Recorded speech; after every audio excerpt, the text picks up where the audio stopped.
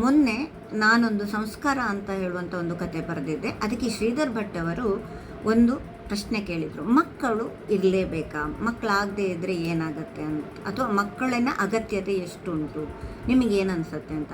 Sir, ಇದು ಖಂಡಿತ ನನ್ನ ಇಂಡಿವಿಜುವಲಿಗೆ ಬರುವಂತಹ ಪ್ರಶ್ನೆಯೇ ಅಲ್ಲ. ಯಾರ್ಯಾರಿಗೆ ಮದುವೆ ಆಗಿದೆ ಅಥವಾ ಮಕ್ಕಳನ್ನು ಅಡಾಪ್ಟ್ ಮಾಡಬೇಕು ಅಂತ ಅಂದ್ಕೊಂಡಿರ್ತಾರೆ, ಅದು ಅವರಿಗೆ ಸಂಬಂಧಪಟ್ಟಂತಹ ವಿಷಯ. ಇಲ್ಲಿ ನಾನು ಅದನ್ನು ಕನ್ಕ್ಲೂಡ್ ಮಾಡಿ ಹೀಗೆ ಇರಿ ಅಂತ ಹೇಳೋದಕ್ಕೆ ಆಗೋದಿಲ್ಲ. ಆ್ಯಕ್ಚುಲಿ ಎಲ್ಲರೂ ಅಂದ್ಕೊಂಡಾಗೆ ದಾಂಪತ್ಯ ಅನ್ನೋದು ಮಕ್ಕಳನ್ನು ಹೆರಲಿಕ್ಕೆ ಮಾಡಿದಂತಹ ಒಂದು ವ್ಯವಸ್ಥೆಯೇ ಅಲ್ಲ. ಎರಡು ಭಿನ್ನ ಕುಟುಂಬದವರು, ಎರಡು ಭಿನ್ನ ಅಭಿರುಚಿಯುಳ್ಳಂಥವರು ಒಟ್ಟಿಗೆ ಇದ್ದು ಒಂದು ಸಮತೋಲನವಾದ ಸಂಸಾರವನ್ನು ನಿಭಾಯಿಸಿಕೊಂಡು ಹೋಗಲಿಕ್ಕೆ ಮಾಡಿಟ್ಟುಕೊಂಡಂತಹ ಒಂದು ಕೌಟುಂಬಿಕ ವ್ಯವಸ್ಥೆ.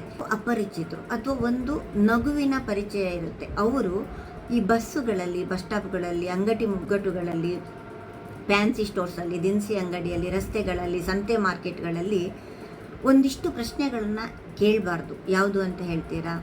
ಕೇಳಿ. ಫಸ್ಟು, ನೀವು ಮದುವೆ ಆಗಿದೆಯಾ? ನಿಮ್ಮ ಜಾತಿ ಯಾವುದು? ನೀವು ಡೈವರ್ಸ್ ಅಂತೆ ಹೌದಾ? ಸ್ವಲ್ಪ ತೋರ ಆದರೆ ಮದುವೆ ಆಗಿ ಸ್ವಲ್ಪ ದಿನ ನಂತರ ತೋರ ಆಗ್ತಾರಲ್ಲೋ, ನೀವು ಪ್ರೆಗ್ನೆಂಟಾ? ಅದ್ರ ನಂತರ ಸಾರಿ ಕೇಳಿದರೆ ಏನೂ ಪ್ರಯೋಜನ ಇಲ್ಲ. ನಿಮ್ಮ ಜಾತಿ ಯಾವುದು? ನಿಮ್ಮದರಲ್ಲಿ ಹುಡುಗಿ ಸಿಗೋದಿಲ್ಲಂತೆ ಹೌದಾ? ನಿಮ್ಮ ಹೆಂಡತಿ ಸರಿ ಇಲ್ಲಂತೆ ಹೌದಾ? ನಿಮ್ಮ ಗಂಡ ಸರಿ ಇಲ್ಲಂತೆ ಹೌದಾ? ನಿಮ್ಮ ಗಂಡನಿಗೆ ಅಫೇರ್ ಉಂಟಂತೆ ಹೌದಾ? ನಿಮ್ಮ ಹೆಂಡತಿಗೆ ಅಫೇರ್ ಉಂಟಂತೆ ಹೌದಾ? ಅಯ್ಯೋ, ಅವ್ರು ಕ್ಯಾರೆಕ್ಟರ್ಲೆಸ್ ಅಂತೆ ಹೌದಾ?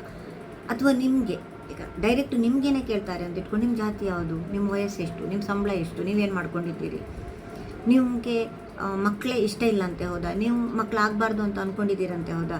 ನಿಮ್ಮ ಗಂಡ ಕೇಳಿದಾಗ ಹೌ ಎಂಬಾರಿಸಿಂಗ್.